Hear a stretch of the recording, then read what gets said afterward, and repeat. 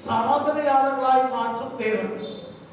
சாமானியர்களையும் சாமானியர்களாய் மாற்றுகிற தேவன். எலியாவுடைய வாழ்க்கையிலிருந்து நீங்க தியானிக்க போகிறோம்.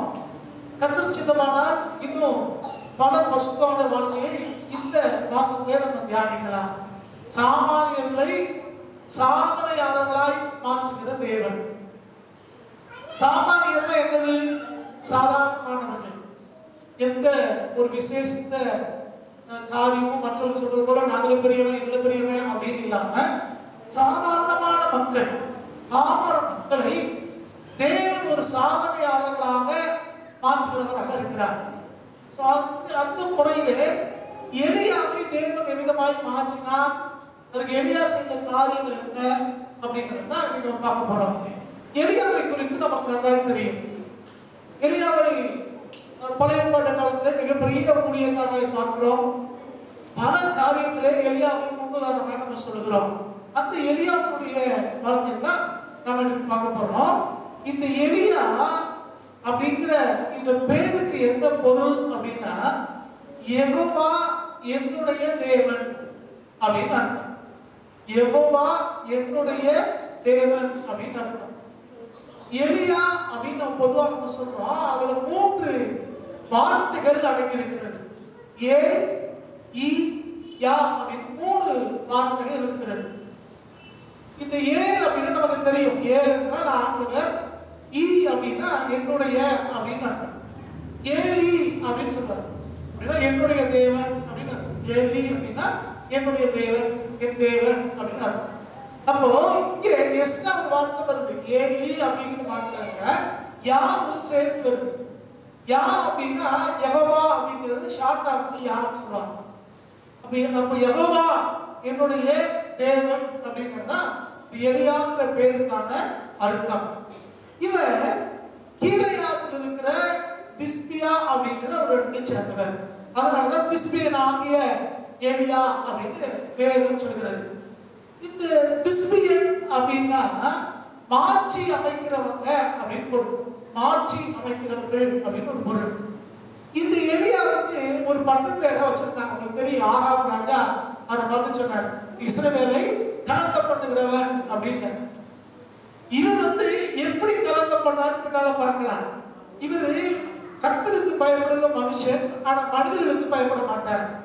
கர்த்தர் அவருக்கு என்ன சொன்னாரோ அதை சொல்லுவார். வைராக்கியமாய் அவர் பேசுவார். இதனாலே அநேகருக்கு இவரை கண்டா கலக்கம், பயம் வந்துச்சு. அதாவது பட்டப்பேராவை மாத்திட்டான். இதான் இஸ்ரவேலை கலகம் பண்ணுகிற தேவன் அப்படின்னு. இந்த எலியா அப்படிங்கிறத எபிரேய மொழியிலே வாசிக்கும் போது எலியாவு அப்படின்னு பார்க்கிறோம். கிரேக்கத்துல வாசிக்கும் போது எலியாஸ் அப்படின்னு போடுறோம். இதான் எலியாவுடைய பெயருக்கான பின்னணியங்கள்.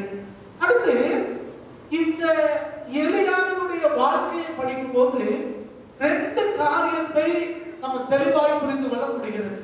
அது ஒண்ணு என்னன்னா, மனிதனின் இயலாமையே தேவன் செயல்பட ஒரு வாய்ப்பு அப்படிங்கிறது. என்னால முடியல அப்படின்னு சொல்லும்போது தான் தேவன் அங்கே இணைப்படுகிறார். என்னால முடியாதுன்னு சொல்லும்போது தேவன் அங்கே செயல்படுகிறதை நாம பார்க்கிறோம். நம்ம எப்பெல்லாம் மனுஷனால முடியாதுன்னு நினைக்கிறோமோ அப்போ கர்த்தர் கிரியை செய்கிற ஆண்டவராக இருக்கிறார். அடுத்து பார்த்தீங்கன்னா 2வது காரியம், ஆண்டவர் சாதாரணமான மனிதர்களை கொண்டு அசாதாரணமான காரியங்களை செய்கிற ஆண்டவராக இருக்கிறார். சாதாரண மனிதர்களை கொண்டு அசாதாரணமான காரியங்களை, அதாவது அவருடைய தலைமைக்கு நம்ம தெரிந்து கொண்டோம், சாமானியர்களை சாதனையாளர்களாய் மாற்றுகிறவர் நம்முடைய ஆண்டவர். இந்த 2 அடிப்படை காரியங்களை எலியாவுடைய வாழ்க்கையிலிருந்து நம்ம கற்றுக்கொள்ள முடிகிறது. இப்போ முதலாவதாக 1 ராஜாக்களின் புஸ்தகம் 19ஆம் அதிகாரம் 4வது வசனத்தை ஒருத்தர் வாசிக்கலாம். 1 ராஜாக்கள் 19:4.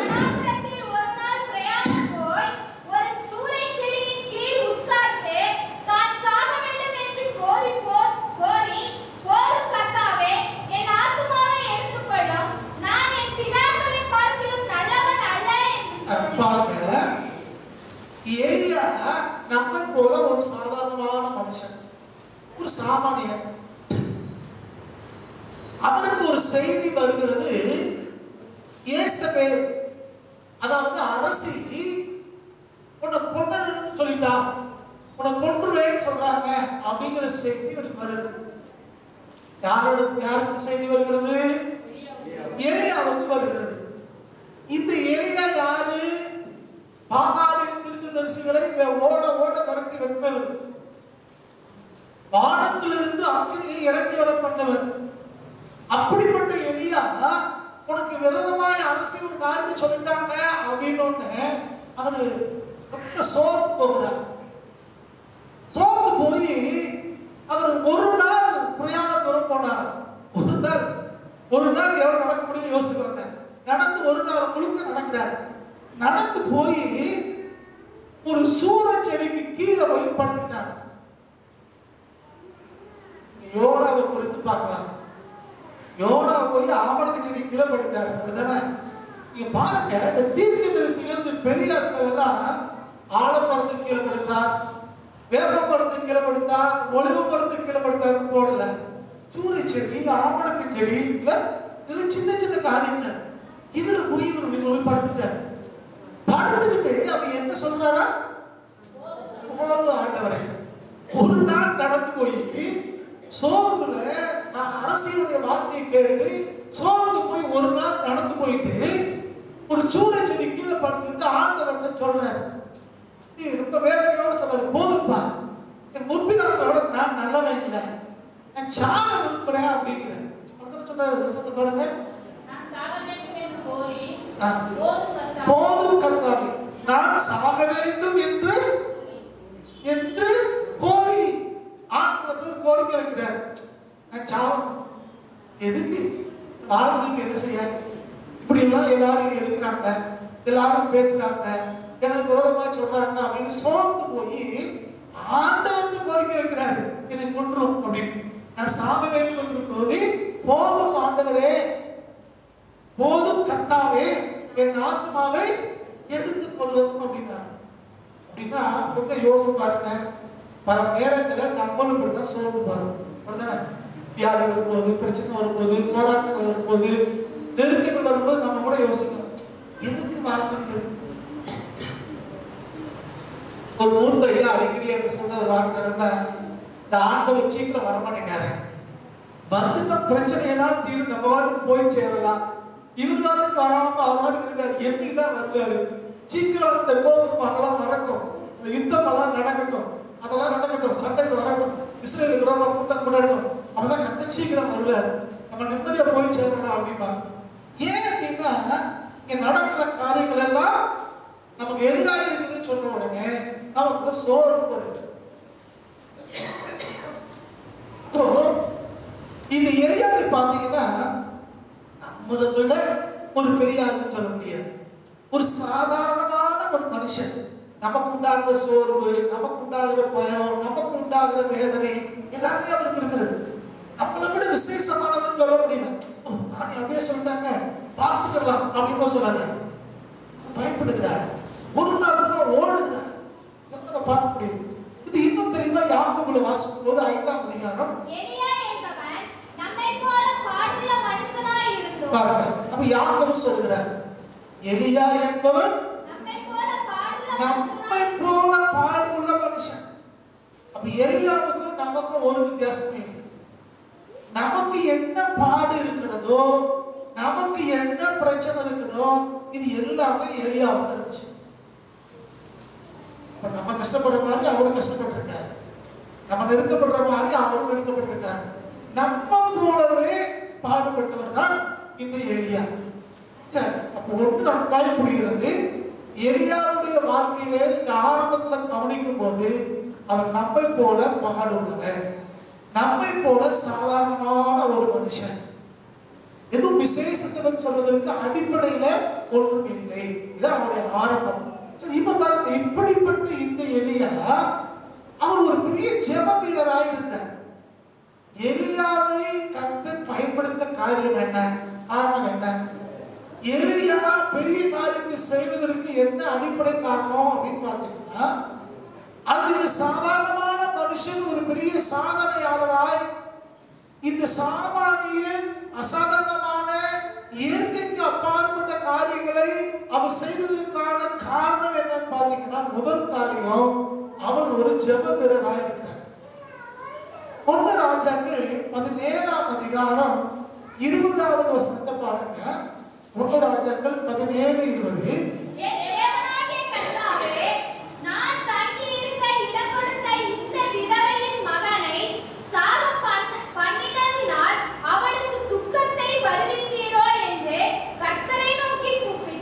பாருங்க, இந்த எலியா ஒரு விதவையின் வீட்டிலே தங்கி இருக்கிறார்.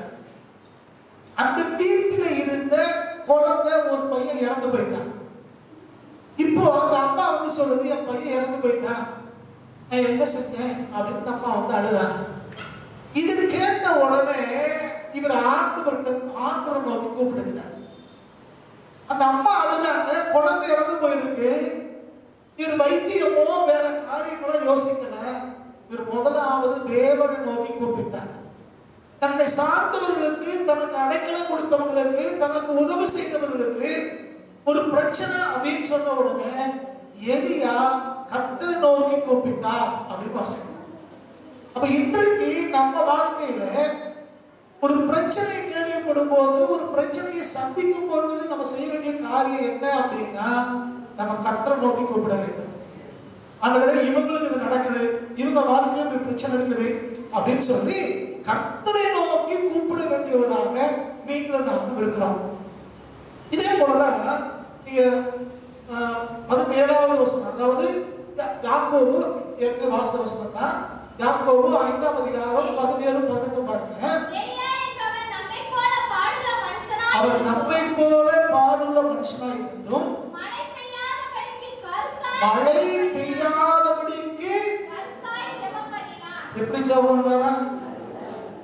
ஆண்டவர் சொன்னார், நீ ஜெபம் பண்ணும்போது வீண் வார்த்தைகளாலே அலம்பாமல் அப்படிங்கிறார். ஜெபம் பண்ணும்போது என்ன செய்யக்கூடாதா? வீண் வார்த்தையினாலே அலம்பாதீங்க அப்படின்னு போட்டு. நம்ம எப்படி பேசுறோம்? அவங்க பிடிச்சிருக்காங்க, இவங்க பிடிச்சிருக்காங்க, அது இது நம்ம ஜெபம் ஆண்டவர் சொல்றோம். ஆண்டவர் இந்த எலியாவை குறித்து ஆண்டவர் சொல்லுகிறார், கருத்தாய் ஜெபம் பண்ணினான், கருத்தாய் ஜெபம் பண்ணினான். அப்ப ஜெபத்துல எப்படி இருக்கணும்? ஜெபம் எப்படி இருக்கணுமா? கருத்தாய் ஜெபம் பண்ணினான். இந்த அண்ணாவுடைய ஜெபத்தை பாருங்க. 1 சாமுவேல் புத்தகத்துல இந்த அம்மா ஜெபம் பண்றாங்க. என்ன ஜெபம் பண்றாங்க? நீர் எனக்கு ஒரு ஆண் பிள்ளையை தருவீரானா அப்படிங்கிறாங்க. ஜெபமே அப்படிதான். எனக்கு ஒரு ஆண் பிள்ளையை தருவீரானால் அவனை வந்து உமக்கு ஊழித்து கொடுத்துருவேன் அப்படிங்கிறான். தலையில சவரகன் கத்தி படாம நசையத்தோடு அவனை வளர்த்து பால்முடி மறக்க பண்ணி உங்களுடைய ஆலயத்துல வந்து அவனை விட்டுருவேன் அப்படின்னு நம்ம ஜெபம் பண்றாங்க. நம்ம என்ன எப்படி ஜெபம் பண்ணுவோம்? நமக்கு தெரியும். நம்ம தேவை வந்த உடனே நம்ம ஜெபம் எப்படி இருக்குது? தேவையை தான் சொல்லுவோம்.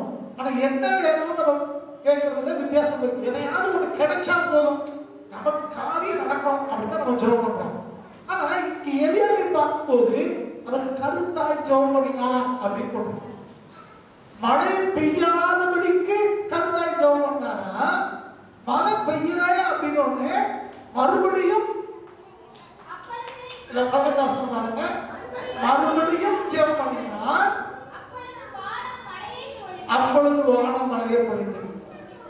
யோசித்து பாருங்க, நம்மை போல பாடுள்ள ஒரு மனுஷன், ஒரு சாதாரண ஒரு மனுஷன் கருத்தாய் ஜெபம் பண்ணி பெய்கிற மழையை நிறுத்துறாரு, மழை பெய்யாதப்ப பெய்யும் வைக்கிறாரு. அப்ப வானம் மழையை பொழிந்தது அப்படின்னு வாசிக்கிறோம். போட்டிருக்கு, அப்பொழுது வானம் மழையை பொழிந்தது அப்படின்னு போடுது. அப்ப இந்த மனுஷன் நம்மை போல ஒரு பாடுள்ள மனுஷன். யோசிச்சு பாருங்க, ஆண்டவராக இயேசு கிறிஸ்து கடலிலே போகும்போது அங்கே பெரும் புயல் வருகிறது, அலை அடிக்குது, புயல் அடிக்குது. அவர் காற்றை பார்த்து இறையாயிருந்து, கடலை பார்த்து அமைதியாயிருந்து சொன்னார். இயற்கை ஆண்டுடைய வார்த்தைக்கு கீழ்ப்படிச்சு. அதே மாதிரி இந்த சாதாரண மனுஷன் நம்மை போல எலியா கருத்தாய் ஜெபம் பண்ணினான். எல்லாம் கவனிக்கணும். ஆண்டவர் சொன்ன மாதிரி நேரடியாக மழை பெய்ய நில்லு, மழை பார்த்து பெய்யும் அவர் சொல்லல. கருத்தாய் ஜெபம் பண்ணினான். அவர் ஜெபம் பண்ணினா அப்போ மழை நின்றது, அப்போ மழை பெய்தது. உங்களை என்ன யோசித்து பாருங்க. சாதாரணமான மனிதர்கள் நம்மளை போல பாடுள்ள மனுஷனாயிருந்து எலியாவை போல நீங்களாக காணப்பட்டாலும், இது எலியாவை போல ஜெபத்திலே தரித்திருந்து கர்த்தர் மேல நம்பிக்கை வச்சு எந்த காரியமா இருந்தாலும் கர்த்தர் தான் என்று ஆண்டோட முகத்தை நோக்கி பார்த்தோம் அப்படின்னா கர்த்தர் நம்முடைய ஜெபங்களுக்கும் பதில் தருவார். சாதாரண மனிதனுடைய ஜெபங்களுக்கு கர்த்தர் பதில் தருகிறவர். பாடுள்ள மனுஷனுடைய ஜெபங்களை கர்த்தர் கேட்கிறவர். அவர் வரம் பெற்றவங்க ஜெபம் தான் கேட்பாரு. பெரிய பிரசங்கியார் ஜெபம் தான் கேட்பாரு. கையை காலாட்டி ஜெபம் பண்றாங்களே அவங்க ஜெபம் தான் கேட்பாரு. அப்படிங்கிறதா இல்லை. சில பேருக்கு என்ன நினைப்புனா சத்தமா ஜெபம் பண்றவங்க ஜெபம் தான் கேட்பாரு நினைக்கிறது. அதான் வல்லமையான ஜெபம் அப்படின்னு நினைச்சுக்கணும். ஆனா வேதம் சொல்கிறது நம்மை போல பாடுள்ள மனுஷனா இருந்த எலியாவுடைய ஜெபத்தை கர்த்தர் கேட்டார். அப்ப நம்முடைய ஜெபங்களை கர்த்தர் இன்றைக்கும் கேட்கிறவராக இருக்கிறார். அல்லேலூயா, சோத்திரம். அப்ப சாதாரண மனிதர்களாக நீங்களும் நானும் காணப்பட்டாலும் இயற்கையே நம்முடைய ஜெபத்தை கேட்டு கர்த்தர் தடுத்து நிறுத்த முடியுமானால், இயற்கை மீது தேவன் அதிகாரத்தை செலுத்த சாதாரண மனுஷராயிருந்த நம்மை போல பாடுள்ள மனுஷனாகிய எலியாவை கர்த்தர் பயன்படுத்த முடியுமானால், நீங்க உங்களை என்னையும் கர்த்தர் பயன்படுத்துறது எவ்வளவு லேசான காரியம். கர்த்தர் வார்த்தை புரியுது? அப்ப நம்ம பாடுள்ளவர்கள் தான், நம்ம சாதாரணமானவங்க தான். ஆனா கர்த்தர் உங்களை என்னையும் பயன்படுத்துகிற ஆண்டவராயிருக்கிறார். கர்த்தர் உங்களை என்னையும் பயன்படுத்துகிறவராயிருக்கிறார். சோத்திரம். சோத்திர வேண்டிய அவசியம் இல்லை. அப்ப சாமானியராயிருந்து எலியாவை சாதனையாளராய் கர்த்தர் மாற்றுவதற்கு அடிப்படை காரணம் அவருடைய ஜெபம். அவருடைய ஜெபம் அது காரணமாக இருந்தது. இரண்டாவது காரியம், அவர் ஒரு வல்லமை உள்ள மனுஷனாக இருந்தார். அந்த வல்லமை எப்படி அவருக்கு கிடைச்சிச்சு? கர்த்தரோடு அவர் நேரங்களை செலவிடுகிறதுனாலே, ஜெபிக்கிறதுனாலே, கர்த்தரோடு நெருங்கி ஜீவிக்கிறதுனால அவருக்கு இது கிடைச்சது. அன்றைக்கு அந்த பாகாருடைய தீர்க்கதரிசிகளுக்கு முன்னால பலிபீடத்தை செப்பனிட்டு அவர் கர்த்தரை ஆராதிக்கும் போது அவர் சொன்ன வார்த்தை என்னன்னா, தேவ சமூகத்திலே நிற்கிற நான், கர்த்தருக்கு முன்பாக நிற்கிற நான் என்று அவர் பேசுறார். அப்படின்னா அவர் கர்த்தருடைய சமூகத்திலே எப்போதும் இருக்கிற ஒரு மனுஷன், கர்த்தருடைய சமூகத்திலே இருக்கிற ஒரு மனுஷன். அப்ப நீங்கள் நானும் தேவ சமூகத்து பழக்கமுள்ளவர்களா இருந்தால், கர்த்தரோடு நெருங்கி ஜீவிக்கிறோம்னா, இந்த வார்த்தையை கவனிக்கணும். கர்த்தரோடு நெருங்கி ஜீவிக்கிறது அப்படின்னா மனுஷன் யாவர்கிட்டையும் பழகாம தனியா எப்போதும் தோத்திரம் தோத்திரம் தோத்திரம் சொல்லிட்டு இருக்கிறது வார்த்தை புரிந்து கொள்ள வேண்டும். சில பேர் தப்பா புரிஞ்சுக்கிறாங்க. மனுஷனுடைய பேசாம வெறுமனை கதவை பண்ணிட்டு வெறுமனை சோதனை சொல்றது மட்டும் தேவனோட இருக்கிறது அல்ல. அது எதுக்கு தனிமையா இருக்கிறோம், எதுக்கு கதவை கூட்டுறோம் அப்படின்னா டிஸ்டர்பன்ஸ் இல்லாம ஜெபிப்பதற்காகத்தான், இடையூறு இல்லாம ஜெபிப்பதற்கு தான் அந்த காரியங்களை நம்ம செய்கிறோம். கர்த்தர் செய்ய சொல்லி இருக்கிறார். ஆனால் நீங்க ஏனோக்கு நீங்க படிச்சீங்கன்னா, ஏனோக்கு குடும்பத்தோடு இருந்தவர், மனைவி பிள்ளைகளோடு இருந்தவர். ஆனா அவர் தேவனோடு சஞ்சரிச்சாருன்னு பார்க்கிறோம். இன்னைக்கு மனுஷனோடு இருக்கக்கூடாது, குடும்பத்தோடு இருக்கக்கூடாது அப்படின்னா தான் பக்தி, அப்படின்னா தான் தெய்வீகம். அப்படின்னா நீங்களும் நானும் நாட்டுக்குள்ள இருக்கக்கூடாது. மற்ற நம்பிக்கை உள்ளவர்கள் நினைக்கிறது போல காடு மலைக்கு போய் சாமியாக தான். புரியுதா நான் சொல்றது? கவனிக்கிறீங்களா? நம்முடைய நம்பிக்கைக்கும் மற்றொரு நம்பிக்கைக்கும் பெருத்த வித்தியாசம் என்னன்னா, குடும்பத்தில் இருந்து கொண்டு மற்றவர்களோட வாழ்ந்து கொண்டு கர்த்தரோடு ஜீவிக்க முடியும், கர்த்தரோட வாழ முடியும், தேவனுக்கு பிரியமாய் ஜீவிக்க முடியும். இது இதுதான் கர்த்தர் நமக்கு சொல்லிக் கொடுக்கிற ஒரு பாடம். வார்த்தை கவனிக்கிறீங்களா? வேத வசனம் நமக்கு என்ன சொல்லுது அப்படின்னா, இந்த தேவனுடைய மனுஷனாக எலியா ஒரு சாதாரண நம்மை போல பாடுள்ள மனுஷனா இருந்தாலும் தேவ சமூகத்திலே நிற்கிறவராய் அவர் இருந்தார். முதல் காரியம். இங்கே அந்த வல்லமைக்கு காரணம் என்னன்னா, வாசிக்க 1 ராஜாக்கள் 17ஆம் அதிகாரம் 1வது வசனத்தை வாசிங்க.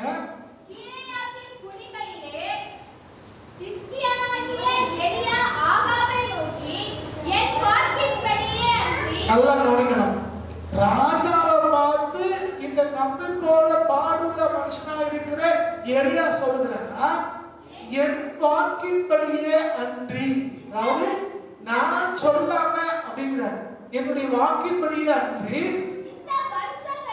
இந்த வருஷங்களிலே பனியும் மழையும் பெய்யாதிருக்கும் என்று இஸ்ரவேலின் தேவனாகிய கர்த்தருக்கு முன்பாக நிற்கிற நான் அவருடைய ஜீவனை கொண்டு சொல்லுகிறேன். ஆகாரம்னு சொல்லும் போது என்ன சொல்றாரு? கர்த்தருக்கு முன்னால நிற்கிற நான். அங்கே பலிபீடத்தில் ஜெபம் பண்ணும் போதும் கர்த்தருக்கு முன்னால நிற்கிற நான். சோதரம் அன்னைக்கு ஆண்டவர் சொல்ற காரியங்களா நீங்க பாருங்க. கர்மேல் மலையில போய் நின்னாலும் தேவ சமூகத்தில் நிற்கிற மனுஷன் அவன். எந்த இடத்துலயும் அவர் எப்படி ஐடென்டிஃபை பண்றாரு, தன்னை எப்படி அறிமுகப்படுத்துறாரு அப்படின்னு பாத்தீங்கன்னா, கர்த்தருடைய சமூகத்தில் நிற்கிறேன்னா, கர்த்தருடைய சமூகத்தில் அவர் நிற்கிறதுனால அவர் சொல்றாரு, நான் சொல்லாம இந்த வருஷத்துல பனியும் பெய்யாது மழையும் பெய்யாது. மழை பெய்யாட்டி கூட பனி பெய்ததுனா ஏதோ கொஞ்சம் குளிர்ச்சி இருக்கும், கொஞ்சம் பயிர் பச்சையெல்லாம் வளரும். இவர் சொல்றாரு பனியும் பெய்யாது மழையும் பெய்யாதுங்கிறார். நோவாவின் காலம் வரைக்கும் மழை கிடையாது. நோவாவுடைய காலத்துலதான் முதல் முறையாய் மழையே பெய்யுது. நோவாவுக்கு முன்பாக பனியில தான் எல்லாமே வளர்ந்தது. இது வேதத்தின்படியான சத்தியம். இங்கு இவர் என்ன சொல்றாரு? அந்த பனியும் பெய்யாது மழையும் பெய்யாதுங்கிறார். அப்ப தேசத்துல பயிர் செடி கொடிகள் என்ன ஆகும்? ஆடு மாடுகள் தண்ணி கிடைக்குமா? மனுஷன் குடிக்கு தண்ணி கிடைக்குமா? கடும் வறட்சி உண்டாகும். என்ன சொல்றது? என்னுடைய வாக்கின்படியே அன்றி நான் சொன்ன மழை பெய்யும், நான் சொல்றேன் மழை பெய்யும். என்ன ஒரு வல்லமை யோசிப்பாரு.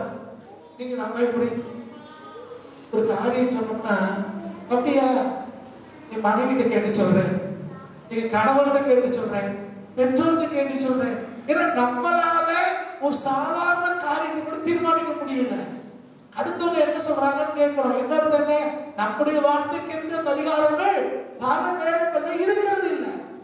ஆனா இவர் சொல்றாரு, இயற்கையே பனியும் மழையும் கூட நான் சொன்னதையே செய்யும். அது புரியுதா? அப்படின்னா அந்த மனுஷன் ஒரு சாதாரண மனுஷன், நம்மை போல பாடுள்ளவன் யாக்கோபு சொல்றாரு. ஆனா அவருக்குள்ள இருந்த அந்த வல்லமை யோசித்தார். அந்த வல்லமை எப்படி வந்தது? தேவ சமூகத்திலே நிற்கிறதுனாலே வருகிறது, ஜெபிக்கிறதுனாலே வருகிறது. நீங்கள நானும் தேவ சமூகத்துக்கு பழக்கம் உள்ளவங்களா, கர்த்தரோடு நெருங்கி ஜீவிக்கிறவங்களா இருந்தோம் அப்படின்னா தேவன் நம்ம காரியங்கள் எல்லாத்தையும் வாய்க்க மாட்டாங்க. ஒரு வல்லமை நம்ம வாழ்க்கையிலிருந்து வெளிப்பட ஆரம்பிக்கும். 2 ராஜாக்கள்ல பாருங்க, 2 ராஜாக்கள் 2ஆம் அதிகாரம் 14, 15.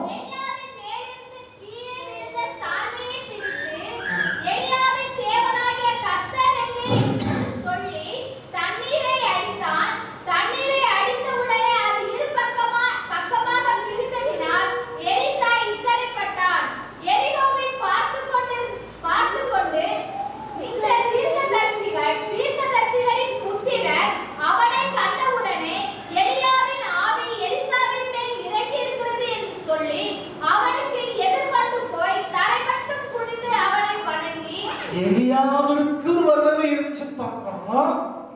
இப்ப எலியா எடுத்துக்கொள்ளும் போது அவர் மேல போடுறது துண்டு கீழே விழுது. துண்டு பெண்களா இருந்தா சால்வான்னு வச்சுக்கோங்க. நம்ம துண்டு சால்வை கீழே விழுது. இந்த சாலம் இந்த துண்டும் கீழே விழுந்தா நம்ம எடுத்து திரும்ப வச்சுக்கிறோம், அப்படிதானே? ஆனா இந்த மனுஷன் அந்த எலிசா அந்த சால்வை எடுத்து முறுக்கி தண்ணீர்ல அடிக்காம தண்ணீர் ரெண்டா பிரியுதான். மோசே அன்றைக்கு கோலை நிற்கிற போது எப்படி செங்கடல் ரெண்டா பிரிஞ்சுச்சோ, யோர்தான் எப்படி தரித்து நிற்கிறதோ, அதே போல இங்கே பார்க்கிறோம் ஒரு சால்வைக்கு உள்ள வல்லமை. இப்ப எலியா கூட அந்த சால்வை வச்சு அடிக்கிற, சால்வை எடுத்து அடுத்தது யாரு? அவருக்கு வேலைக்காரனாய் அவருக்கு பின்னாடி இருந்த எலிசா. சாதாரண எலிசா அந்த சால்வை எடுத்து அடித்த போது அது ரெண்டாய் பிரிகிறது. இது பார்த்துக்கிட்டு இருந்த தீர்க்கதரிசி புத்திரன் வந்து அவருக்கு மரியாதை செலுத்துறாங்க. அப்ப எலியாவுக்கு வந்து மரியாதை இல்லது, அவருடைய சால்வையை வச்சிருக்கிற எலிசாவுக்கு கூட ஒரு மரியாதை கிடைக்குது. வல்லமைன்னா இந்தாயா, வல்லமைங்கிறது நம்ம மூலம் மட்டும் செயல்படுகிறது இல்ல, நம்முடைய வார்த்தையை கேட்கிற, நம்மளை பின்பற்றி வருகிற, நம்மளுடைய வஸ்திரத்தை வைத்திருக்கவங்களுக்கு கூட கர்த்தர் அந்த மரியாதையை வல்லமையை தேவன் கொடுக்கிறார். வேதத்தை வாசிக்கிறோம், அப்போஸ்தலர் நடந்து போறாங்க, அவர் நிழல் படணும்னு வியாதிஸ்தரை கொண்டு வந்து வச்சாங்களாம், அவனுக்கு வஸ்திரம் படணும்னு வச்சாங்களாம். வஸ்திரத்தை தொட்டாலே வியாதிகள் சுகமாச்சாங்க. யாருடைய வஸ்திரத்தை?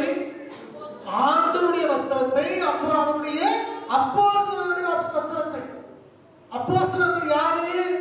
சாதாரண செம்படவர்கள், சாதாரண மீனவர்கள், படிப்பறிவு இல்லாதவங்க, உலகத்தார் பார்வையில அற்பமாய் எண்ணப்பட்டவர்கள். அவங்களுடைய வாழ்க்கையை நீங்க பாத்தீங்கன்னா ஆச்சரியமா இருக்கிறது. ஆசிரியத்தோடு எந்த நன்மை வரக்கூடுமோ அப்படிங்கிறாங்க. நீயும் அந்த கடிதையான மனுஷன் ஒருவன் தான் உன் பேச்சையை உன்னை காட்டி கொடுக்குதுங்கிறாங்க. அந்த அளவிற்கு மற்றவன் மத்தியிலே சாதாரணமாய் சாமானியர்களாய் பாம்பர்களாய் எண்ணப்பட்டவர்கள். ஆனா அவங்க நடந்து போனா, அவங்க நிழல்பட்டா கவனிக்கணும், இயேசு ஆண்டவரை பத்தி எங்க சொல்லல. இந்த அவர் இயேசு கூட 3 ஆண்டு காலம் இருந்து அவருடைய சீசர்கள் அப்போஸ்தலர்கள் தெருக்கல்ல நடந்து போனாலே அவருடைய நிழல் பட்டு அநேகர் வியாதி சுகமாச்சான். அவங்களுடைய கச்சை, அவங்களுடைய வஸ்திரத்தை தொட்டவங்க சுகமானார்கள். அப்படின்னா தேவனுடைய வல்லமை நம்முடைய பிள்ளைகள் விதமாய் எப்படி செயல்படுதுன்னு யோசிச்சு பாருங்க. யார் இவர்கள் எல்லாம்? நம்மை போல பாடுகிற மனுஷன், நம்மை போல சாதாரணமானவர்கள் தான் அன்றைக்கு அப்போஸ்தலராக ஆண்டவர் தெரிந்து கொண்டார். நம்மை போல பாடுள்ள மனுஷன் தான் இந்த எலியா. இந்த எலியா மூலமாய் தேவன் அவ்வளவு பெரிய காரியத்தை செஞ்சிருக்க முடியும்னா, நீங்க உங்களை கொண்டு என்னை கொண்டு தேவன் எவ்வளவு பெரிய காரியங்கள் செய்ய முடியும் யோசிச்சு பாருங்க. நீங்களும் நானும் மற்றவங்க பார்வைக்கு சாதாரணமானவர்கள், சாமானியர்கள், பாமரர்கள், ஒன்று இல்லாதவங்க. ஆனா கர்த்தரோ உங்களை என்னை வித்தியாசமாய் பார்க்கிறார். மற்றவங்க நம்மளை சாமானியராய் பார்க்கும்போது, சாதாரணமானவர்களாய் பார்க்கும்போது, பாமரர்களாய் பார்க்கும்போது, கர்த்தர் உங்களை என்னையும் சாதனையாளர்களாய், அசாதாரணமான காரியங்கள் செய்கிறவர்களாய், இயற்கைக்கு அப்பாற்பட்ட காரியங்கள் நடப்பிக்கும்படியாய், அநேக ஜனங்களை நல்வழிப்படுத்தும்படியாய், அநேக வாழ்க்கையிலே வெளிச்சம் கொடுக்கும்படியாய் கர்த்தர் உங்களை என்னையும் தெரிந்து கொண்டிருக்கிறார். சாதாரணமானவர்கள் தான். ஆனா கர்த்தருடைய சமூகங்களை நீங்கள் நான் நிற்கும் போது, அவரோடு ஜபத்திலே வேலைகளை செலுத்தும் போது, அவருக்கு முன்பாக நின்று அவருடைய வார்த்தையை கேட்கும் போது, நாம் சாதாரணமானவர்களாய் இருந்தாலும் கர்த்தர் சாதனையாளர்களாய் மாற்றுகிறவராய் இருக்கிறார். சாதாரண எலியாவை கொண்டு கர்த்தர் மகத்துவங்களை செய்திருக்க முடியுமானால், நம்மை போல பாடுள்ள மனுஷனாக இருக்கிற இந்த எலியாவை கொண்டு கர்த்தர் இந்த மகத்துவங்களை செய்திருக்க முடியுமானால், இங்க உங்களை என்னையும் பயன்படுத்துறது லேசான காரியம்.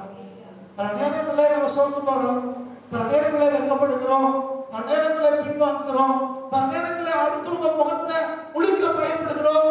இந்த எலியாவாலேயே போய் நம்மளை படுத்துறோம், எங்கேயாவது மூலையில படுத்துறோம். அவர் ஓடிட்டு வேற எங்க எதிர பார்த்தாலும் முன்னாள் தேவன் வரது எங்க காணல ஆள. ஏதோ ஒரு சோர்வு, ஏதோ ஒரு பிரச்சனை, ஏதோ ஒரு கஷ்டம் ஒழிச்சுக்கிறான். கர்த்தர் சொல்லுகிறார், எலியாவே உனக்கு இங்கே என்ன வேலை? நீ இன்னும் போக வேண்டிய தூரம் வெகு தூரம் இருக்கிறது. கர்த்தர் உங்களை என்னையும் தட்டி எழுப்புகிற ஆண்டவர். சாதாரணமானவர்கள் தான், பயம் உள்ளவங்க தான், வேதனைப்படுறவங்க தான், பலவீனமானவர்கள் தான், பல நேரங்களில் வியாதிப்படுகிறவர்களாக நாம் இருக்கிறோம். ஆனா கர்த்தரோ இப்படிப்பட்ட பலவீனமான பாண்டங்களாய் இருக்கிற உங்களை என்னையும் தான் கர்த்தர் சாதனையாளர்களாய் பயன்படுத்த விரும்புகிறார். மகத்துவங்களை செய்யும்படி, இந்த தேசத்தை மாற்றி அமைக்கும்படி கர்த்தர் உங்களை என்னையும் தெரிந்து கொண்டிருக்கிறார். கிறிஸ்பியன் அப்படின்னாலே மாற்றி அமைக்கிறவன் அர்த்தமா? ஆதியிலே அப்போஸ்தலரை பார்க்கும்போது எல்லாரும் சொன்னாங்க, இதோ உலகத்தை கலக்கிறவர்கள் இங்கேயே வந்து விட்டார்கள். அந்த வார்த்தையை தான் எலியாவை பார்த்து ஆதாம் சொன்னா, நீ இஸ்ரவேலை கலக்க பண்ணுங்கள் அல்லவா அப்படி. கர்த்தருடைய பிள்ளைகள், கர்த்தரை பின்பற்றவர்களுக்கு ஒரு பேரு உலகத்தை கலக்குகிறவர்கள். இந்த ஆங்கில வேதாகமத்திலே போட்டிருக்கு, உலகத்தை தலைகீழாய் திருப்புகிறவர்கள் அப்படின்னு. நம்ம யாரா? உலகத்தை தலைகீழாய் திருப்புகிறவர்கள். உலகத்தை தலைகீழாய் திருப்புகிறவர்களாய் கர்த்தர் உங்களை அனைத்து கொண்டிருக்கிறார். மாற்றி அமைக்கிறவர்கள்.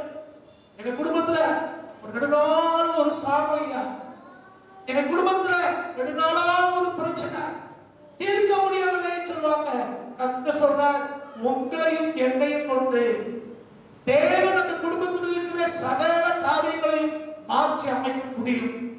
கர்த்தருடைய பிள்ளைகளாக இருக்கிற, கர்த்தரை ஆராதிக்கிற சாமானியர்களாய், சாதாரணமான ஆட்களாய், மற்றவர்கள் பார்வையிலே பைத்தியங்களாய் தெரிகிற உங்களையும் என்னையும் கொண்டு எதை சாபங்கிறாங்களோ, எதை மாற்ற முடியலங்கிறாங்களோ அதை மாற்றி அமைக்கும்படி கர்த்தர் உங்களை என்னையும் தெரிந்து கொண்டிருக்கிறார். ஆத்மா அவர் யெகோவா தேவன், அவர் நம்முடைய தேவனாக இருக்கிறார். எலியாங்கிற பேருக்கு அர்த்தம். எலியா அப்படின்னா யெகோவா என்னுடைய தேவன், கர்த்தர் என்னுடைய தேவனாக இருக்கிறார். அவர் தான் நம்முடைய தேவனாக இருக்கிறார். அவர் எல்லாவற்றையும் மாற்றுகிற கர்த்தர். நம்ம வாழ்க்கையிலே கூட சகலத்தை அவராலே மாற்ற முடியும். நம்மை கொண்டு அடுத்தவங்க வாழ்க்கையிலையும் அவர் மாற்றங்களை கொண்டு வர முடியும். அப்ப சாமானியனாய் இருந்த இந்த எலியாவை ஒரு சாதனையாளராய் கர்த்தர் பயன்படுத்துறதுக்கு காரணம், முதல் காரணம், அவர் ஜெபிக்கிற ஒரு மனுஷனாக இருந்தார். தேவனை நோக்கி பார்க்கிற மனுஷனாக இருந்தார். முதல் காரியம். இரண்டாவது காரியம், அவர் வல்லமை பொருந்தியவராய் அவர் இருந்தார். மூணாவது காரியம், அவர் பொறுமையுள்ள மனுஷனாக இருந்தார். எலியாவை மாதிரி ஒரு பொறுமையுள்ள மனுஷன் பார்க்க முடியல. மோசே சாந்த குணமுள்ளவர் பார்க்கிறோம். அதே மாதிரி தான் இந்த எலியாவும், எலியான்னு சொன்ன உடனே கோபப்படுவாரு, வானத்திலிருந்து அக்கினி இறங்கிடுவாரு, இப்படி நம்ம யோசிக்கிறோம். ஆனா பிராக்டிக்கலா நம்ம பார்க்கும்போது அவர் எவ்வளவு பொறுமைசாலின்னு நமக்கு தெரியும். வாசிங்க 1 ராஜாக்கள் 17ஆம் அதிகாரம் 5வது வசனத்தையும் 9வது வசனத்தையும் வாசிங்க.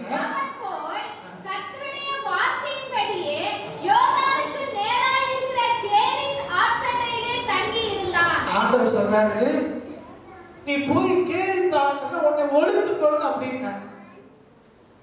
அங்க போய் ஒளிஞ்சிட்டேன். கேரித் ஆறு அங்க போய் ஒளிஞ்சிட்டேன். அது யோர்தானுடைய கிளை நதிங்காங்க. அந்த கேரித்ங்கிறது அங்கே அந்த ஆற்றின் கரையிலே ஒரு சமவெளி பகுதி இருந்துச்சா, அங்க மரங்கள்லாம் இருக்குமா, அங்க போய் கர்த்தர் இருக்கிற கரை இருந்துட்டாங்க.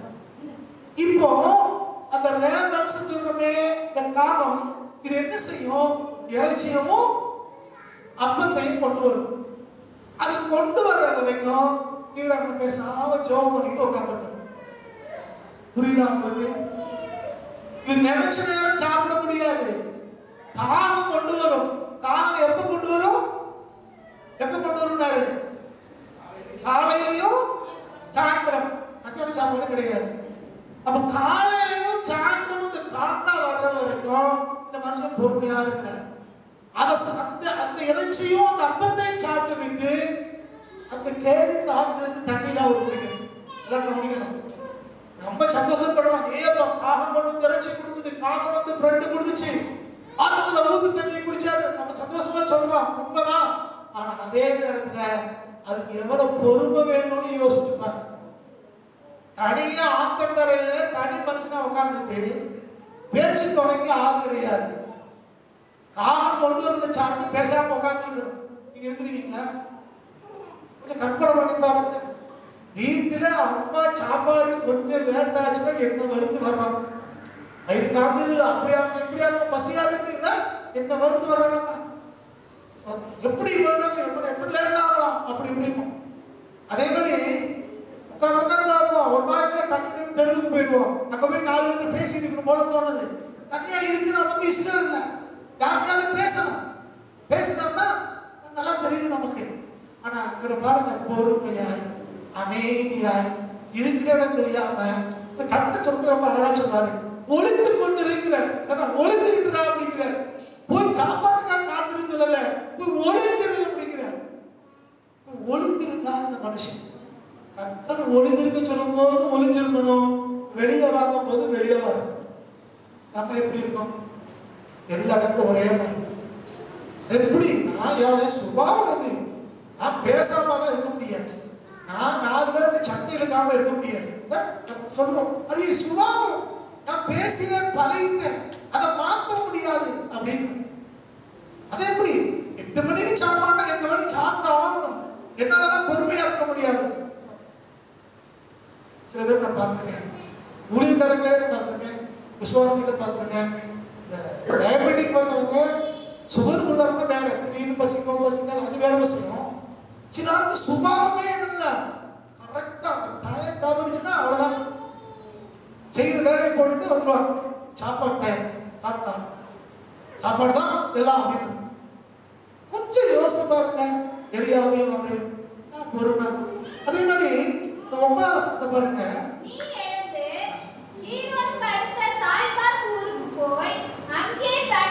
நல்லா கவனிக்கணும். இங்க முதல்ல சொன்னாரு கேரி தாக்குறானே நீ ஒளிச்சுக்கோ அப்படின்ட்டார்.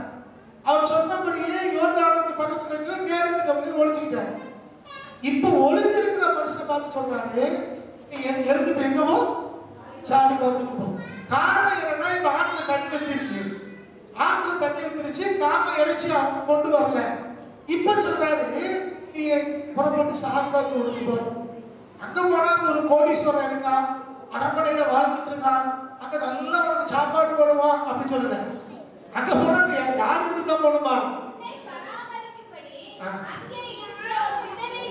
அந்த ஒரு ஏழை ஒரு தாய், ஒரு விதவை தாய் இருக்காங்க, அவங்க உன்னை பராமரிப்பாங்க.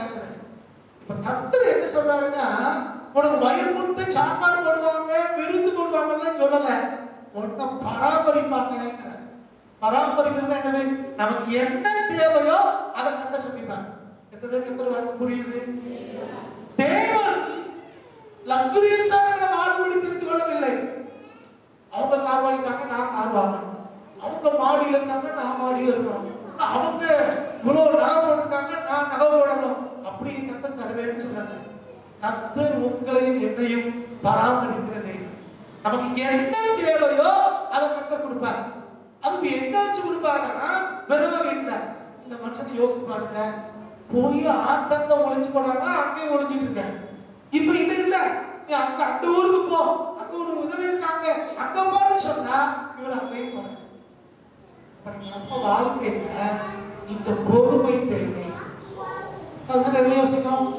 என்னாண்டு ஒரு நீர்தான சொன்னீரு, இப்ப இங்க இருக்கு நீரு, இப்ப இருக்கு போக சொன்னீங்க. அத்தாவே நீங்க தானே சொன்னீங்க இப்படி செய்யுங்கன்னு, இப்ப ஏன் இங்க வேண்டாங்கிறீங்க? பல நேரங்களிலே தேவன் சில காரியங்களை சொல்லும் போது நாம யோசிக்கிறோம். புரிந்து கொள்ளுங்கள், நாம நம்ம அறிவுக்கு ஏற்றபடி நம்மளை சுற்றி நடக்கிற காரியங்களை நாம பார்க்கிறோம். ஆனா கர்த்தரோ இனிமே நடக்க போற காரியங்களை நமக்காக அவர் பார்க்கிறார். நிகழ்காலங்களை நம்ம பார்க்கிறோம், நம்ம ஆண்டவர் இதோட சேர்ந்து எதிர்காலத்தையும் பார்க்கிறார். இன்னைக்கு நாம எப்படி இருக்கோம் நம்ம பார்க்கிறோம், கர்த்தரோ எதிர்காலத்தில் நம்ம எப்படி இருக்க வேண்டும் என்று கர்த்தர் பார்க்கிறார். அதனாலதான் கர்த்தர் என்ன சொல்லுகிறாரோ அவருக்கு அப்படியே நீங்களும் நானும் கீழ்ப்படியவர்களா இருக்கிறோம். கர்த்தர் என்ன சொல்ல கேட்கணும், அதான் பொறுமை. பொறுமை அப்படிங்கிறது இந்த எளியா எலியாவுடைய வாழ்க்கையை நாங்கள் தியானிக்கும் போது அடுத்தவங்க பேசும்போது சத்தம் போடும் போது அமைதியா இருக்கவே அதை மாத்த நான் சொல்லல. கர்த்தர் ஒரு காரியத்துக்காக காத்திருக்க சொல்லும் போது, கர்த்தர் ஒரு காரியத்தை செய்ய சொல்லும் போது அதிலேயும் அமைதியா உட்கார்ந்துருக்கவே அதுதான் பொறுமை. தேவன் அதைத்தான் நமக்கு எதிர்பார்க்கிறார். எலியாவிடத்திலே அந்த பொறுமை இருக்கு. அவர் என்ன சொன்னாரோ அதை இந்த எலியா செஞ்சார். ஜெபிக்கிற மனுஷனா இருந்தார், வல்லமை புரிந்தவராய் இருந்தார், மூன்றாவது பொறுமை உள்ள ஒரு மனுஷனாய் அவர் இருந்தார். 3 காரியங்களை பார்த்தாலும் அவர் தேவனோடு நெருங்கி இருந்ததுனாலே இது சாத்தியமாயிற்று. கர்த்தரோடு இல்லாதவங்களுக்கு இது சாத்தியமே இல்லை. தேவனோடு இல்லாதவர்களை நீங்க ஜெபிங்க ஜெபிங்க ஜெபிங்க சொல்லலாம், ஜெபிக்க முடியாது. கர்த்தரோடு இருக்கிறவங்க தான் ஜெபிக்க முடியும். அப்ப அந்த நம்ம இயற்கையிலேயே தேவனோடு நம்ம உறவுக்குள்ள நீங்களானோ வர வேண்டியதா இருக்கிறோம். வல்லமை யாரு கிடைக்குது? எலியாவே சொன்னாரு, நாம் தேவனுக்கு முன்னால் நிற்கிறவன், கர்த்தருக்கு முன்னால் நிற்கிறவன். தேவனுக்கு முன்னால் நிற்கிறவனுக்கு தான் வல்லமை கிடைக்கிறது. சும்மா அவங்க சொன்னாங்க இவங்க சொன்னாங்க நானும் சொல்றேன் அப்படின்னு வாயில சொல்றதுனால எதுவும் நடக்கிறது இல்லை. நாடகம் மாதிரி நடிக்கிறது அதெல்லாம் கதைப்பதவர். தேவ சமூகத்து பழக்கம் நம்முடைய வாழ்க்கையிலே வல்லமையை கொண்டு வரும். நம்முடைய வார்த்தையை வாய்க்க பண்ணும்.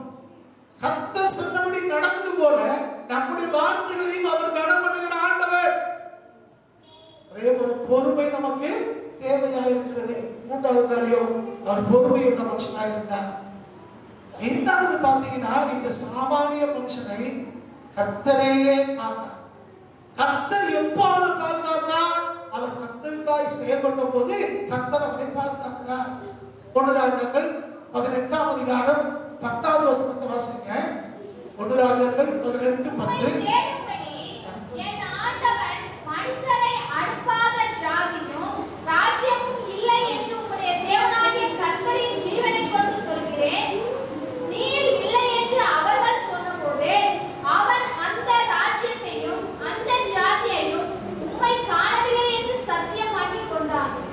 இந்த வார்த்தை கவனிக்கணும். இது எலியாவிடத்திலே ஆகாவுடைய பணியாளர் சொன்ன வார்த்தை. என்ன சொல்றாரு? இவரு எலியா சொல்ல ராஜாவுக்கு சொல்லு, நான் இருக்கேன் சொல்லு அப்படிங்கிறாரு. ஐயோ நான் போய் சொல்ல மாட்டேன், ரொம்ப ஆண்டவர் எங்கேயாவது எடுத்துட்டு போயிடுவாரு அப்படின்னு சொல்லி பயப்படுறாரு. அப்ப அவர் சொன்ன வார்த்தை என்னன்னா, ரொம்ப தேடி யார எலியாவை தேடி சுத்தி இருக்கிற எல்லா நாட்டுக்கும் ஆட்கள் அனுப்புறாங்களா, ஆனா கண்டுபிடிக்க முடியல. கண்டுபிடிச்சிருந்தா என்ன நடக்கும்? எலியாவை கொண்டு வந்து தலையை வாங்கணும் அப்படின்னு ஏசாயாவே சொல்லியாச்சு. அப்போ இப்ப அவர் எலியா அங்கதான் இருக்கிறாரு. ஆனா எலியாவை ஆகாபுடைய வேலையாளுடைய கண்களுக்கு, ஏசாயாவுடைய வேலையாளுடைய கண்களுக்கு மறைத்து காத்தவர் யாரு? கர்த்தர். அப்ப இன்னைக்கு உங்களுக்கு எனக்கும் விரோதமாய் யார் எழுப்பினாலும் எங்க செய்தாலும் அவருடைய கண்களுக்கு விளக்கி பாதுகாக்கிறவர் நம்முடைய ஆண்டவராய கர்த்தர். என்ன எதிர்ப்பு வந்தாலும் என்ன பிரச்சனை வந்தாலும் கர்த்தர் நம்மை பாதுகாக்கிறவர். எதுக்காக கர்த்தர் பாதுகாக்கிறார்? நாம அவருடைய பிள்ளைகளா இருக்கிறதுனால, நாம அவருக்கு ஊழியம் செய்வதனால, நாம அவருக்கு பிரியமா இருக்கிறதுனால, இனிமேலும் நாம அவருக்கு சில காரியங்கள் செய்யணும்னு தீர்மானிச்சதுனாலே கர்த்தர் உங்களை பாதுகாக்கிறார். உங்களை தேவன் இதுவரைக்கும் ஜீவனோட வைத்திருக்கிற நோக்கம் என்னன்னா, நாம இனி பெரிய காரியங்களை செய்யணும், கர்த்தருக்காக மகத்துவங்களை செய்யணும். அதுக்குதான் கர்த்தர் உங்களை வைத்திருக்கிறார். அப்ப தேவன் எலியாவை பாதுகாத்தார். நம்மை போல ஒரு பாடுள்ள மனுஷன் கர்த்தர் அவரை பாதுகாத்தார். தேவன் தூதர்களை அனுப்பி அவர் பாதுகாக்கிறவர். கர்த்தர் தாமே இறங்கி வந்து நம்மை பாதுகாக்கிறவர். எந்த சூழ்நிலையிலையும் இயற்கைக்கு அப்பாற்பட்ட விதத்திலே தேவன் உங்களை பாதுகாப்பார். ஒரு 2 சம்பவத்தை சொல்ல நினைக்கிறேன். நம்முடைய ஊழியர்களுடைய ஆரம்ப நாட்கள்ல சீவகப்பட்டின்னு ஒரு கிராமம் இருக்கிறது. நடுவுப்பட்டிக்கும் கழுவுமலைக்கு இடையில அங்க நாங்க ஊழியத்துக்கு போறோம். அப்போ நடுவுப்பட்டி வரைக்கும் பஸ்ல போய் இறங்கி அங்கிருந்து நடந்து அந்த ஊருக்கு போகணும். அந்த சில நாளைக்கு ஒரு தம்பி வருவான், பெருமாவட்டியோட ஒரு தம்பி வருவான். அவங்க அப்பாவுடைய சொந்த ஊர் அந்த ஊர், நல்லா சேர்த்து போவோம். ஒரு முறை இதே மாதிரி மழை காலம், இருளா இருக்கிறது, கரண்ட் இல்லை நைட்ல. நாங்கள் அங்கே 9 மணிக்கு கூட தான் முடிப்போம். நடந்து வேகமா வந்து நான் நடுவு பண்ணி பார்த்தோம்னா 10 ஒரு பஸ் வரும், சாத்தூர் பஸ். அதுல ஏறி 7:30 மணி போய் அங்க இருந்து வருவோம். அதான் என்னுடைய வழக்கமான பயணம். ஸோ அன்னைக்கு கொஞ்சம் லேட் ஆயிடுச்சு, பிள்ளைங்க வர்றதுக்கு லேட்டு, பெரியவங்க வர்றதுக்கு லேட்டு. அவன் கூட்டம் கொஞ்சம் தாமதமாக ஆரம்பித்து கூட்டத்துக்கு முடிக்க லேட் ஆயிடுச்சு. இப்போ வேகமாய் அந்த பஸ் பிடிக்கிறதுக்காக வர்றோம். அப்ப அந்த ஊரை விட்டு வெளியே வரும்போது திடீர்னு ஒரு ஞாபகம் வருது. அந்த வழியிலே ஒரு கிணறு உண்டு. அந்த கிணத்துக்கு பக்கத்துல முடிக்க பாதை, நாங்கள் ஒத்தேடி பாதை, மேம்பட்டு போன லேட் ஆகுது, குறுக்கு கூடி வர்றோம். அப்புறம் அங்கே வந்த உடனே நானும் வந்து பேசிட்டு வரோம், நீங்க ஒரு கிணறு இருக்கமே அப்படின்னு வரோம். சொல்லிட்டு இருக்கும், திடீர்னு மின்னல் அடிக்கிறது, பெரிய மின்னல் விட்டுது.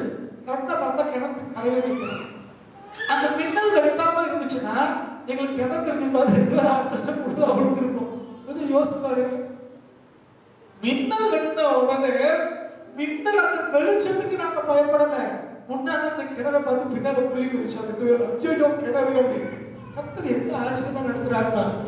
இன்னொரு முறை அதே ஊருக்கு போயிட்டு வர்றேன். இந்த டான் பைக் வந்த புதுசு. அந்த டான் பைக்ல அங்கிருந்து வர்றோம். இந்த அனுமன் நகர் இந்த ஜங்ஷன்ல வர்றோம். அங்கிருந்து வரும்போது தூரத்துல பாக்குற இந்த சைடுல புறத்துல எங்கேயோ வெளிச்சம் தெரியுது. சரி எங்கேயோ ஒரு வண்டி வருது அப்படின்ட்டு உள்ள கிராஸ் பண்ணா கரெக்டா நடு ரோட்டுக்கு வந்திருக்கிறேன். அந்த லைட்டு பக்கத்துல வந்துருச்சு. அது அப்ப வந்திருக்கிற புதிய கார். அந்த காரு ரொம்ப ஸ்பீடா வந்துருக்கு. ஏன்னா கூட ரோடு வருது அவனுக்கு தெரியாது, கிராஸ் கட்டிங் தெரியாது. ஸோ மெயின் ரோட்ல வந்து நம்ம வேகமா வர்றான். கரெக்டா பக்கத்துல வந்து வந்துருச்சு. என்ன நடந்துச்சுன்னு தெரியாது. யாரோ பைக்கை பிடிச்சு இழுக்கிறாங்க. சுண்டி இழுத்த மாதிரி இருந்துச்சு. அந்த பக்கம் போயிட்டேன். பைக்கா ரோட்டுக்கு அந்த சைடு வந்துருச்சு. திரும்பி பார்த்தா அந்த கார் விலகி போயிருச்சு, எங்களை கடந்து போயிருச்சு. Fraction of second. எனக்கு என்ன சரின்னு தெரியல, என்ன நடந்துச்சுன்னு புரிஞ்சுக்க முடியல. ரோடு ஓரமா ஒரு கோயில் இருக்கும், நீங்க பாத்தீங்கன்னா ஒரு கோயில் இருக்கும். அதுக்கு முன்னால ஓரமா பைக்கை நிறுத்திட்டு பைக்கு மேல ஏறி அப்படி படுத்துட்டேன். என்ன என்ன நடக்குதுன்னு தெரியல, புரிஞ்சுக்க முடியல. பேசாம ஏறி கொஞ்ச நேரம் அமைதியா படுத்துருந்துட்டு அதுக்கு மேல பைக் எடுத்துட்டு வந்து. எதுக்கு சொல்றேன்னா, எந்த சூழ்நிலையிலையும் கர்த்தர் உங்களையும் காக்கிறாங்க. இயற்கைக்கு அப்பாற்பட்ட ரீதியிலே கர்த்தர் உங்களை நடத்துறவர். நூற்றுக்கணக்கான சம்பவங்களை சொல்ல முடியும். நீங்களும் நானும் தேவனுக்குள்ள இருக்கும்போது, தேவனுக்காக எதையாவது செய்ய வேண்டும் என்று தீர்மானித்திருக்கும் போது கர்த்தர் உங்களை காக்கிறாங்க. சாமானிகளா இருக்கலாம், நீங்களும் நானும் எளிமையானவர்களா இருக்கலாம், மற்றவங்க பார்வைக்கு அற்பமானவர்களாய் தெரியலாம். ஆனா கர்த்தர் உங்களை உயர்த்துகிறாங்க. நேற்று நினைக்கிறேன் ஒரு சாட்சியோட வாசித்தேன். தஞ்சாவூர் மாவட்டம் நினைக்கிறேன். ஒரு அரசு ஊழியர் ரிட்டையர்டான EBல அசிஸ்டன்ட் எக்ஸிகியூட்டிவ் இன்ஜினியர் ரிட்டையர்டான ஒரு மனுஷன். அவர் சொல்லுகிறார், அவங்க அம்மா ஆண்டுக்குள்ள வந்தாங்களா, அவங்க தாழ்த்தப்பட்ட ஒரு குறிப்பிட்ட சமூகத்துல இருந்து வந்தவர்கள். அவங்க அப்பா ஆண்டுக்குள்ள வந்து கர்த்தரை தேட ஆரம்பிச்ச உடனே அவங்க ஒரு பள்ளிக்கூட ஆசிரியர். அவங்க அப்பா நாத்திகவாதி. அவங்க அப்பா விட்டுட்டு போயிட்டாரா. எதுக்கு விட்டுட்டு போனாருன்னா, அந்த அம்மாவோட விசுவாசம் பிள்ளைகளை கிறிஸ்துக்குள்ள வளர்க்குது அப்பாவுக்கு பிடிக்கல, அவர் விட்டுட்டு போயிட்டார். இப்போ அந்த அப்பா ஆசிரியா இருந்தபடினாலே தன்னுடைய பிள்ளைகளுக்கு கிறிஸ்தவர்கள் மட்டும் போட்டு ஜாதி போடாமலே கிறிஸ்தவர்கள் போட்டாங்களா. அவன் கூட இருந்தவங்களா சொன்னாங்களா, உன் பிள்ளைக்கு செலவு கிடைக்காது, அது கிடைக்காது, இது கிடைக்காது சொன்னாங்களா. இப்ப அம்மா சொல்லிச்சான், கர்த்தரை அறிந்திருக்கிறேன், கர்த்தரை எல்லாத்தையும் செய்வேன். பிள்ளைகள் 3 பிள்ளைகள் படிச்சு முடிச்சாங்க, வேலைகளுக்கு தேடுனாங்க. இந்துன்னு போட்டவங்க, தாழ்த்தப்பட்டவங்கன்னு போட்டவங்களுக்கு எல்லாம் வேலைகள் கிடைச்சதா, இவங்களுக்கு வேலைகள் கிடைக்கல. அப்ப ஊர்ல எல்லாம் சொன்னாங்களா, நீயும் பிடிச்சிருக்கலாம்ல, நீ ஏன் கிறிஸ்தவன் போட்ட, ஏன் ஜாதி போடுற, எல்லாரும் உங்களை கேவலமாய் பேசினார்களா, கிண்டலா பேசினாங்களா. ஆனா அந்த அம்மா தொடர்ந்து ஜெபம் பண்ணிக்கிட்டே இருந்துச்சான். கர்த்தருக்கு தெரியும் எப்ப எது செய்யணும்னு. அவர் சொல்றார், நாங்க 3 பேரும் அரசாங்கத்துல கெசட்டர் ரேங்க்ல பெரிய அதிகாரிகளாய் எங்களை கொண்டு வந்தார். 3 பேரும் அந்த வேலையை பார்த்து இப்போ வேலை ரிட்டையர்ட் ஆகி நாங்க நிம்மதியா இருக்கிறோம். இப்ப எங்க சொந்தக்காரங்களாம் இன்னொரு காரியம் சொன்னார். அவர் குறிப்பிட்ட சபைக்கு போயிட்டு இருந்தாங்களா. அந்த சபைக்கு போகும்போது இவங்களை ஜாதியை வச்சு அந்த சர்ச்சுக்குள்ள மோசமாய் நடத்துவார்களா? ரொம்ப ஒரு மற்றவங்க நடத்துற மாதிரி இல்லாம அந்த ஜாதிக்காரங்கன்னு சொல்லி அவங்க ரொம்ப வித்தியாசமா நடத்துனாங்களா? ஆனா என்றைக்கு 3 பேர் அரசாங்கத்துல உயர்ந்த பதவிக்கு வந்தாங்களோ அப்ப அவங்களை முன்னால தூக்கி வச்சாங்களாம். அவர் சொல்றார், கர்த்தர் எங்களை உயர்த்தி வச்சார். ஜாதி ரீதியாய் எங்களை மற்றவங்க ஒடுக்கும் போது கர்த்தர் எங்களை உயர்த்தி வச்சார் அப்படிங்கிறாங்க. அன்பான தேவ ஜனமே, கர்த்தர் உங்களை என்னையும் காக்கிற ஆண்டவர். எந்த சூழ்நிலையிலையும் சாதாரணமானவர்களாய் சாமானியர்களாய் மற்றவங்க பார்வைக்கு அற்பமாய் காணப்படுகிறவர்களை கர்த்தர் உயர்த்துறவராக இருக்கிறார். மற்றவங்க சொல்லலாம் அப்படி இப்படிங்களா, கர்த்தர் ஏற்ற சமயத்துல உயர்த்துகிற ஆண்டவர். எலியாவின் தேவன் நம்முடைய தேவன். எலிசா சொன்ன மாதிரி எலியாவின் தேவன் அவர் தான் நம்முடைய தேவன். அவர் மாறாதவர்.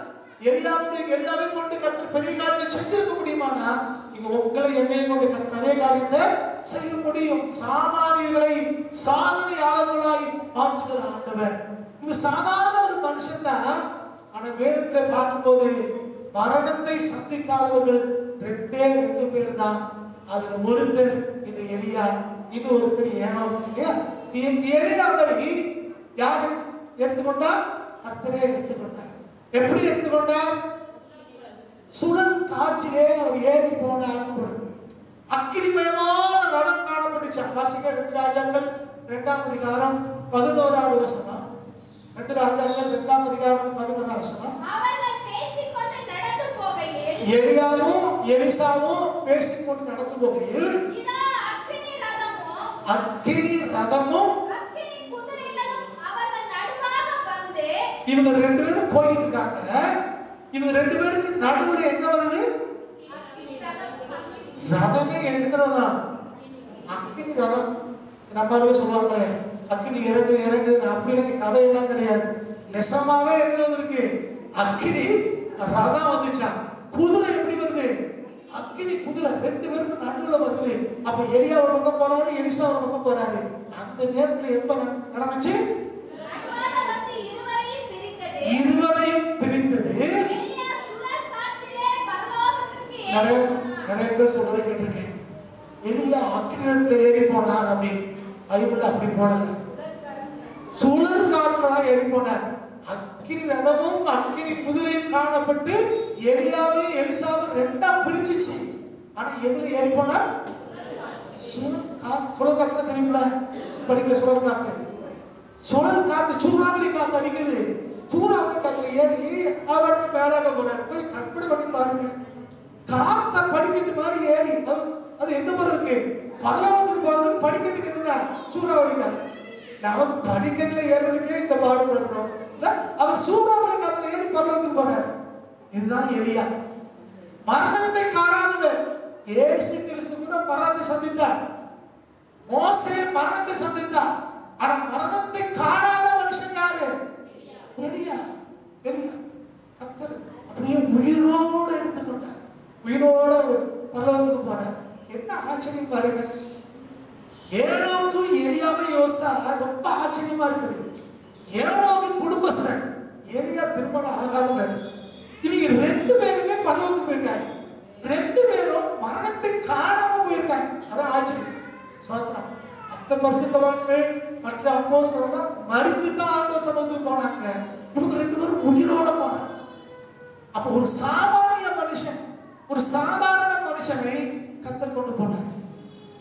நீங்கள் நானும் சாதாரணமான ஆட்கள் தான். மற்றவங்க பார்வைக்கு அற்பமானவங்க தான். ஆனா இயற்கைக்கு அப்பாற்பட்ட ஒரு காரியத்தை கர்த்தர் செய்கிறவர். சோ இவர் மரணத்தை காணாமல் போனார் இந்த எலியா. அதே மாதிரி மறுரூப மலையிலே 2 பேரு ஆண்டவராகிய இயேசு கிறிஸ்துவோட பேசுறாங்க. தாபோர் மலையிலே பேசுகிறாங்க. மத்தேயு 17ஆம் அதிகாரம் 3வது வசனத்திலே வாசிக்கிறோம். மத்தேயு 17:3 வாசிங்க. மத்தேயு மோசேயும் எலியாவும் இயேசு கிறிஸ்துவோடு பேசினவர்களாக சீசர்களுக்கு காணப்பட்டார்கள். 3 சீசர்கள் கொண்டு போயிருக்காங்க இல்லையா? அவங்களுக்கு காணப்பட்டாங்க.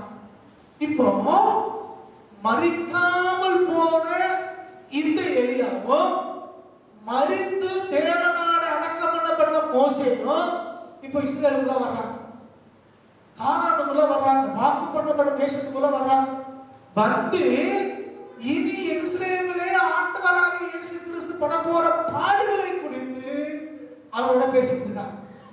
அதான் பாருங்க, யார் இயேசு, யார் தேவகுமாரன், திருத்துவத்திலே ஒருத்தர், அவருக்கு எல்லாம் தெரியும். ஆனா அவற்றை இவங்க சொல்றாங்க என்னெல்லாம் நடக்கும் தெரியுமா அப்படின்னு பேசிட்டு இருக்காங்க. இவங்க ரெண்டு பேரும் ஆண்டவரை பேசிட்டு இருக்காங்க. அப்ப எலியாவுக்கு கிடைச்ச ஒரு பாக்கியத்தை பாருங்க. இவன் ஒரு சாதாரண மனுஷன், ஒரு சாமானியன், நம்மை போல ஒரு பாடுள்ள மனுஷன் மறித்து 100 வருஷங்களுக்கு பின்னால தேவகுமாரனை கண்டு அவரோடு கூட பேசுகிற வாய்ப்பு இந்த எலியாவுக்கு கிடைச்சிச்சு. என்ன ஒரு பாக்கியம்! சாதாரண மனிதர்களுக்கு, சாமானியர்களுக்கு தேவன் கொடுக்கிற பாக்கியம் நேரங்கள்ல நம்ம யோசிக்கிறோம், நம்மளாம் இடத்துக்கு ஆகும், நம்மளாம் என்ன அப்படின்னு யோசிக்கிறோம். மற்றவர்களை ஒப்பிட்டு பார்த்துட்டு நம்மளாம் நமக்கு நாமே ஒரு சோர்வு உண்டாகிறது, ஒரு தாழ்வு மனப்பான்மை உண்டாகிறது. கிராமத்துல சொல்லுவாங்க இலக்கரிச்சு போயிட்டாங்க, நாம இலக்கரிச்சு போயிடுறோம். ஆனா கர்த்தர் அப்படி இல்லையா, உங்களையும் என்னையும் விசேஷமானவர்களாய், மேன்மையானவர்களாய், இயற்கைக்கு அப்பாற்பட்ட வகையிலே பயன்படுத்தும்படியாய் தேவன் திட்டப்பட்டிருக்கிறார். சோத்திரம். இன்னைக்கு இருக்கிற இதே நிலைமையில் இருக்க வேண்டும் என்பது தேவ நோக்கம் அல்ல. தேவன் இதே கஷ்டத்திலே, கண்ணீரிலே தேவன் உங்களை நடத்த விரும்பவில்லை. தேவன் ஒரு மேன்மையான திட்டத்தை, ஒரு மேன்மையான நோக்கத்தை நம்ம வாழ்க்கையில வைத்திருக்கிறார். நமக்கு உண்டாகிற பாடுகள், பிரச்சனைகள், போராட்டங்கள் எல்லாம் நம்மளை சோர்ந்து பண்ண முடியாது. அது உங்களை என்னை உயர்த்துவதற்காக வந்திருக்கிற படிக்கற்கள் என்பதை மறந்து விடக்கூடாது. நமக்கு என்ன போராட்டம் வந்தாலும் சரி, அதெல்லாம் உங்களை என்னை உயர்த்த போகுதுன்னு அர்த்தம். இயேசு கிறிஸ்துவின் வாழ்க்கையை யோசித்து பாருங்க.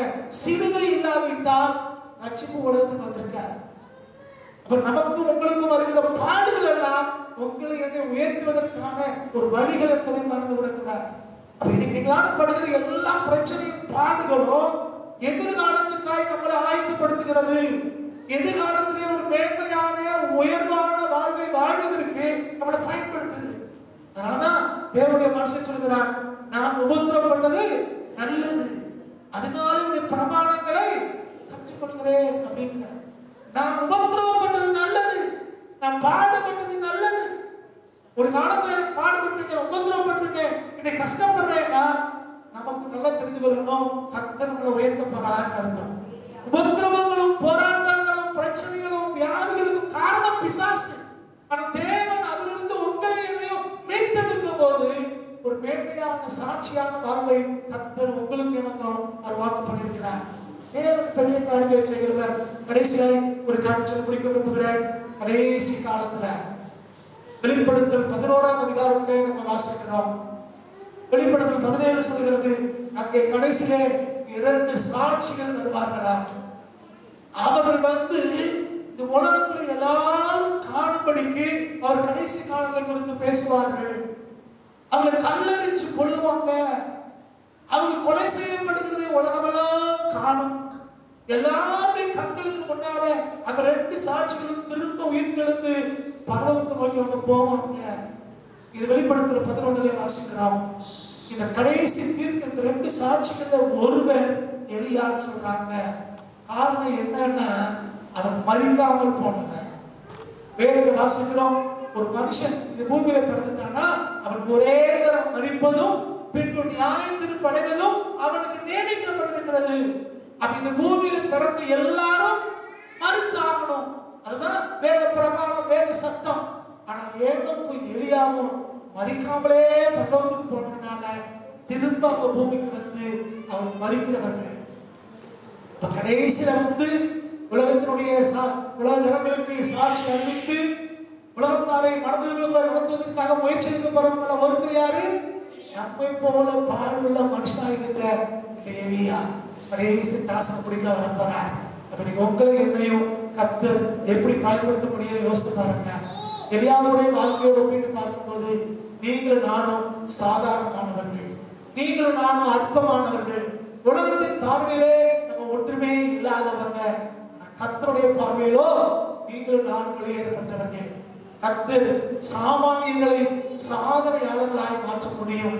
சாதாரணமானவர்களை அசாதாரணமான காரியங்களை செய்யும்படிக்கு, இயற்கைக்கு அப்பாற்பட்ட காரியங்களை செய்யும்படிக்கு எலியாவை பயன்படுத்தின தேவன் பயன்படுத்த விரும்புகிறார்.